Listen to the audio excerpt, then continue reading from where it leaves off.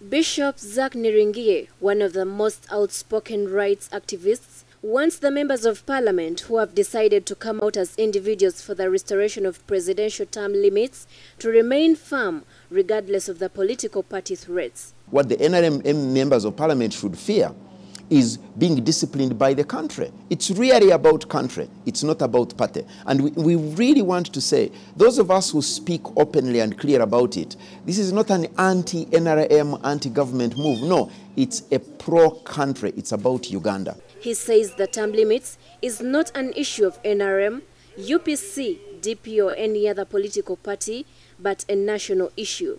It's not about being pro-FDC, pro-DP, for that matter, anti-NRM. No. This is about being pro-country. It's about Uganda. It's about securing its future. It's about ensuring that the transition from one president to the other is decent, is peaceful. It is country first. Other rights activists are also optimistic that the term limits restoration is one of the revolutionary moves the younger generation has ignited, and no aggressive sabotage is directed against the move. Then the country is bound to register one of the most outstanding transformations. It's about the pregnant women in constituencies who cannot have access to adequate health care. It's about the thousands of our children who are suffering from preventable diseases. It's about millions of our children who cannot get quality education or who have to spend their school days without lunch. It's about our youth who roam the streets of our capital city, Kampala, and the other urban centers in Uganda. Restoring term limits in order to restore our sense of nationhood and to restore our sense of citizenship. When we work at the restoration of term limits, at least we are sure that that we are contributing even to the fight of corruption.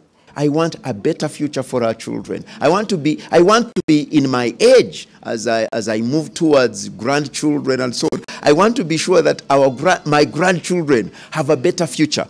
The rights activists' reactions come at a time when President Museveni passed a stern warning against all NRM members who have come out openly to support the term limits removal using wrong forums. The president says such character are seeking cheap popularity and are bound to face the party disciplinary arm over saboteur and insubordination. Some of the internal sabotage takes the form of clique formation within the NRM.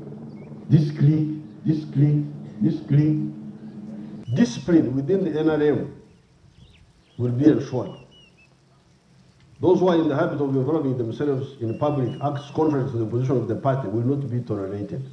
However, even the president passed stern warnings to individual members of the NRM ruling party members against expressing controversial issues on wrong forums. Some members did not seem moved by the warnings. It's my right as, first of all, a Ugandan, as a citizen, as an individual, inherent in the constitution, and it's not given by anyone. If they come up to the experience they have, and they start telling the nation that if they come up to speak, we shall discipline. How can you discipline me from doing my work sincerely? We want to actually say thank you to those members of parliament who've picked up this and are very clearly saying, yes, this is good for the country. This report was compiled by Bahati Remy, NBS Television.